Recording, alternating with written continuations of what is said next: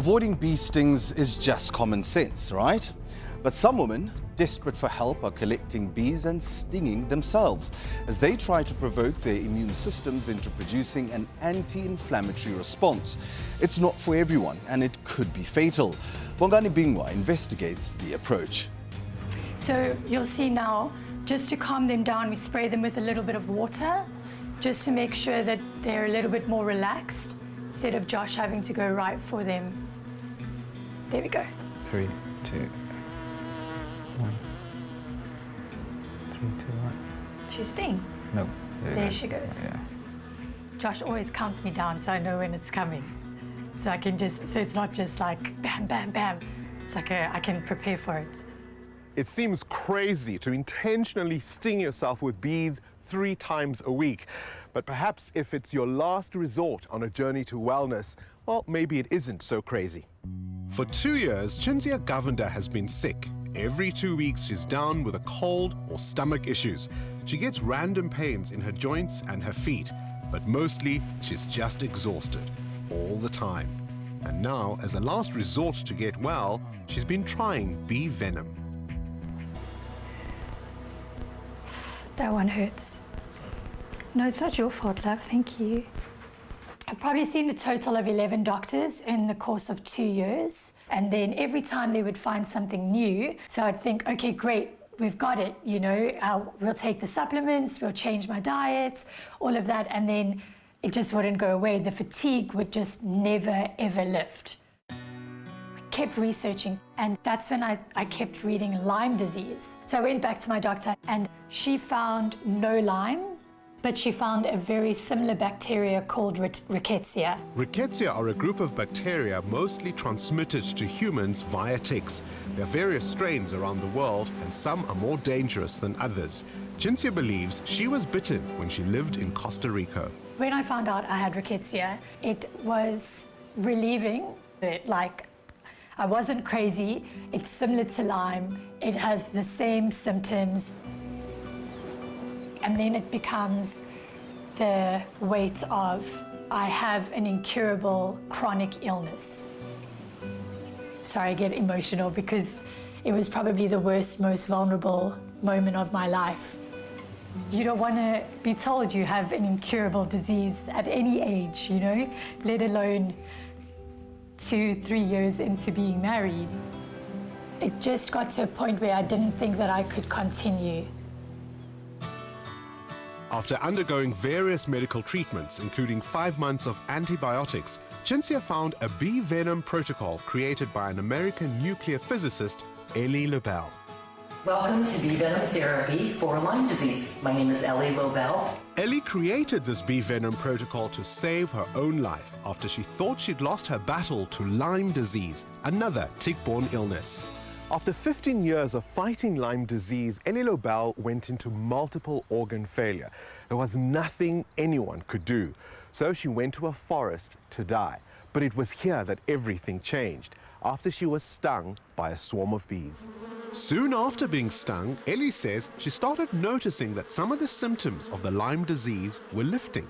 So what specific symptoms of Lyme disease suddenly were no longer the same as before? The main thing that I noticed very soon after the bee attack was that the inflammation had come down in my brain and that I could actually think straight. So I started investigating the bee venom. I started investigating its components. I started investigating everything I could possibly find. You know, I didn't have anything else to do. I was waiting for death anyway. And upon my investigation, I found a small clinical trial that had been done by a laboratory that showed that in a petri dish, the bee venom actually destroyed this Borrelia bacteria. I thought, well, maybe I should try this. Ellie spent 2 years with the help of colleagues researching the effects of bee venom on the bacteria that was making her sick.